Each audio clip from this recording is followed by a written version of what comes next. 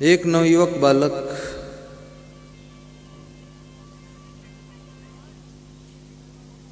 जवानी में प्रवेश करते ही किसी वेश्या में आकर्षित हो गया।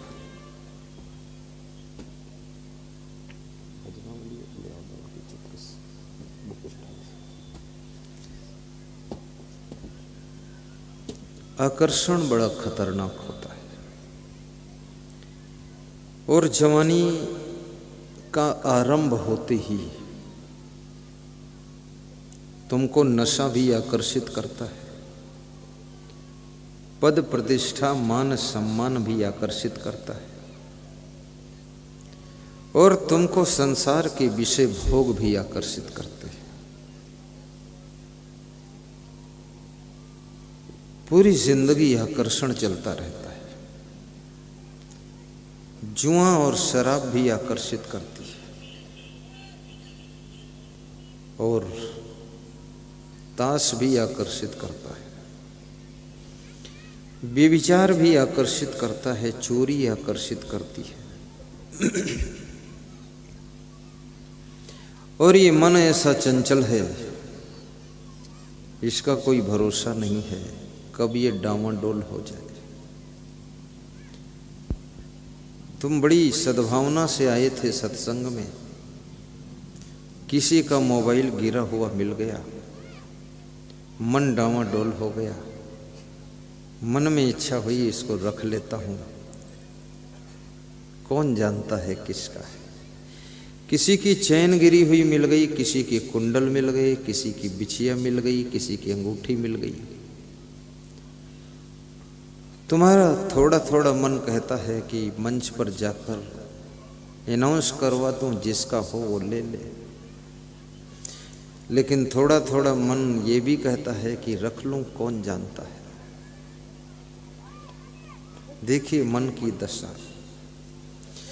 तुम इस भाव से नहीं आए थे कि वहां से कुछ चुरा के लाऊंगा, छिपा के लाऊंगा। आए थे निर्मल मन से, लेकिन यहां संयोग ऐसा बन गया कि अब मन आकर्षित हो रहा है कि ले लूं तो ठीक।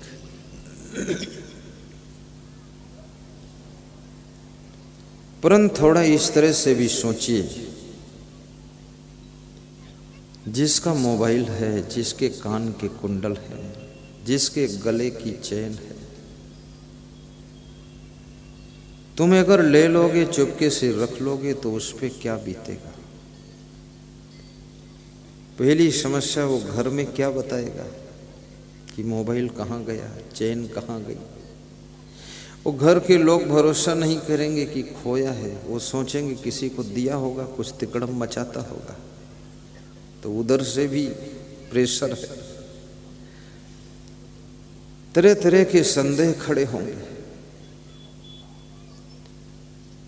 इधर उसका कीमती सामान खो गया, इस बात का दुख है, उधर घर वालों के दबाव का दुख है,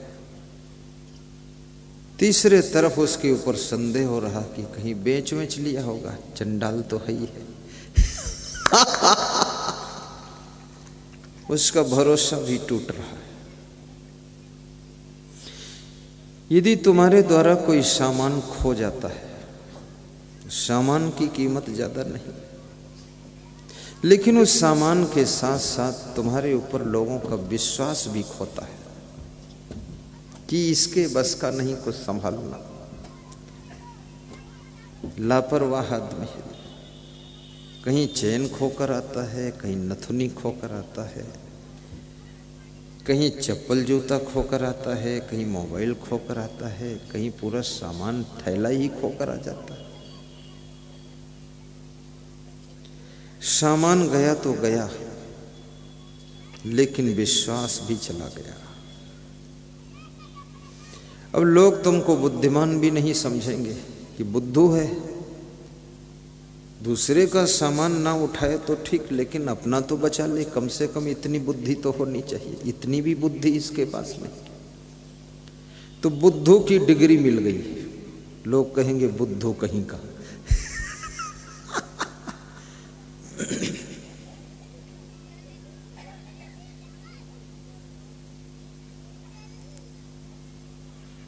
तो एक नवयुवक बालक वेश्या में आकर्षित हो गया। बड़ी मार्मिक कथा है, आप सुनोगे तो गदगद हो जाओगे। एक तुमसे अनोखी कहूँ दास्तां, जिसको सुनकर कलेजा दहल जाएगा, जिसको सुनकर कलेजा दहल जाएगा। एक तुमसे अनोखी कहूँ दास्तां, जिसको सुनकर कलेजा दहल जाएगा, जिसको सुनकर कलेजा दहल जाएगा, जिसको सुनकर कलेजा दहल जाएगा। कितनी बड़ी दास्तान है, जिसको सुनकर कलेजा दहल जाएगा।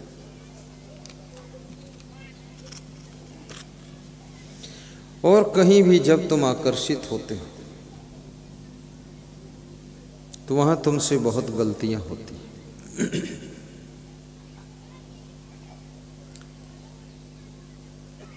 और दो प्रकार का आकर्षण होता है।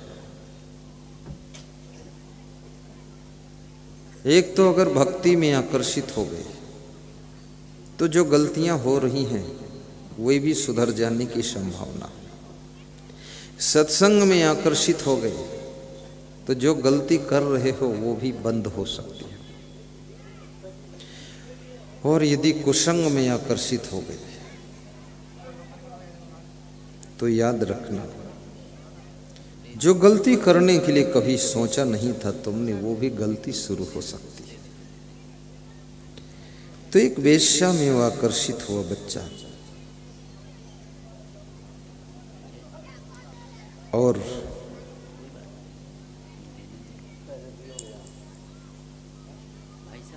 उसका आकर्षण इतना बढ़ गया कि रोज वेश्या के यहाँ जाता था। तो वेश्या ने एक दिन परीक्षा के लिए कहा कि मेरे यहाँ रोज आते हो, अगर तुमको हमसे ज्यादा प्रेम है तो अपनी माँ का कलेजा लाकर मुझे दे दो।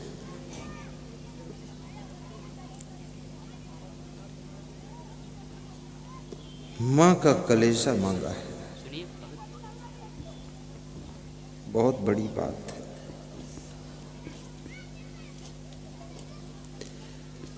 अम्मा, ये बालक भी तो माँ के कलेजे का ही टुकड़ा है। और वेश्या परीक्षा ले रही है कि यदि ये मुझे बहुत मानता है तो अपनी माँ का कलेजा लाएगा। ये मोह की लीला बड़ी विचित्र है। वो नवयुवक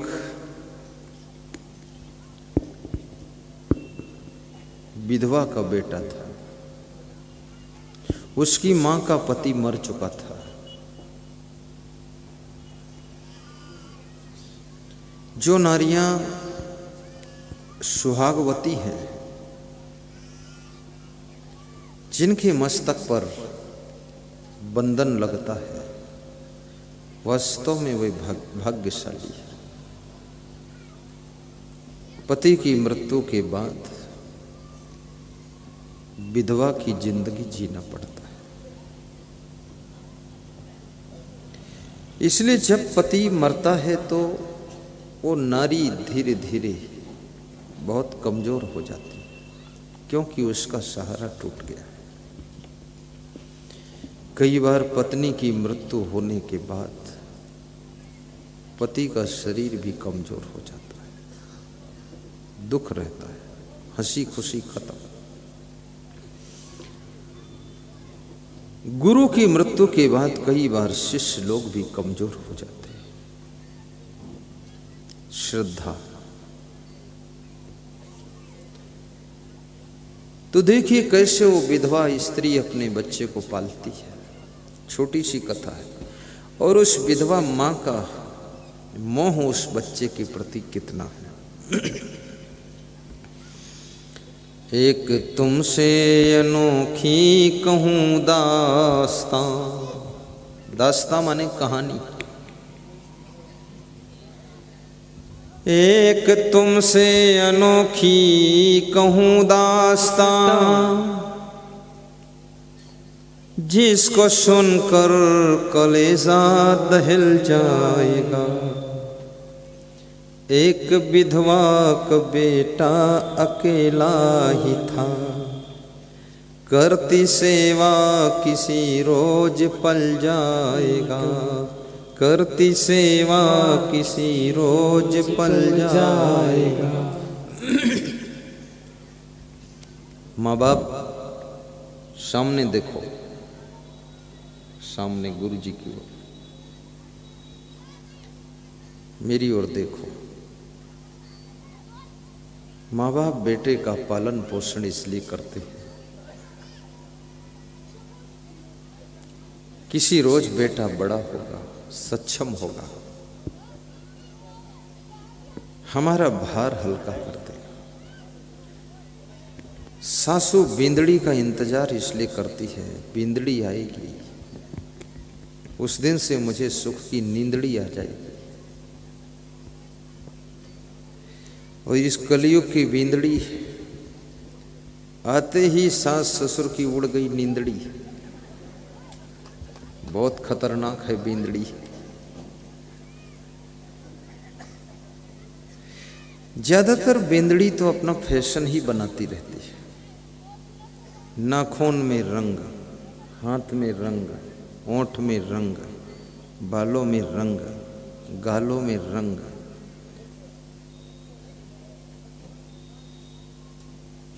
सब जगह रंग लगाती रहती है। घर सब बेरंग हुआ जा रहा है, रंगा रंग हो रही है। और माताओं बहनों में एक सबसे बड़ी विशेषता ये है, ये जितनी मेहनत करती हैं अपने बाल सुधारने में, उतनी मेहनत अगर घर को सुधारने में कर दें तो घर स्वर्ग बन जाएगा।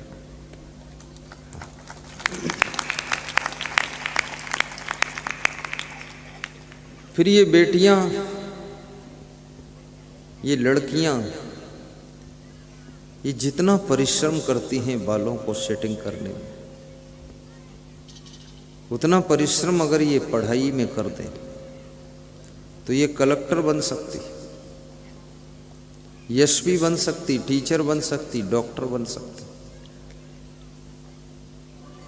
तुम एक साथ में 50 लड़की खड़ा कर दो और 50 लड़की की खोपड़ी देख लो। 50 लड़कियों की खोपड़ी के बालों की डिजाइन 50 प्रकार की मिलेगी। क्या दिमाग है। आखिर इनके पास में दिमाग नहीं तो इतनी डिजाइन कहां से आई है। और ये इस दिमाग को अगर पढ़ने में लगा दे तो ये लड़कियों का भविष्य अच्छा हो सकता है। मैं इसलिए कह रहा हूं क्योंकि यहाँ पर बेटियां बहुत आई हैं और मैं सोचता हूँ मेरे शब्द का प्रभाव पड़ जाए तो अगली बार जब मैं आऊँ तो ये डॉक्टर बनकर आएँ, टीचर बनकर आएँ, एनएम बनकर आएँ, कलेक्टर बनकर आएँ और ये बेटियाँ एडवोकेट बनकर आएँ। खोपड़ी के बाल भले कम सेट हों लेकिन जिंदगी सेट हो जाए, ये काम करिए जरा।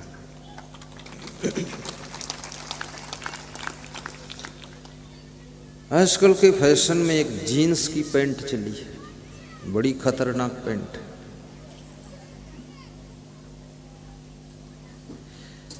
वो जीन्स की पैंट नौयुवक लड़के भी पहनते हैं और नौजवान लड़कियां भी पहनती हैं।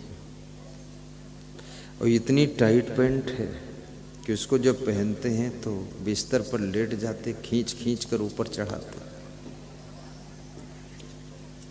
और जब उसे निकालते हैं तो कोई दूसरा खींच खींच के नीचे निकाल पाता है। अब ये कोई जन्म के कर्मों का दंड है।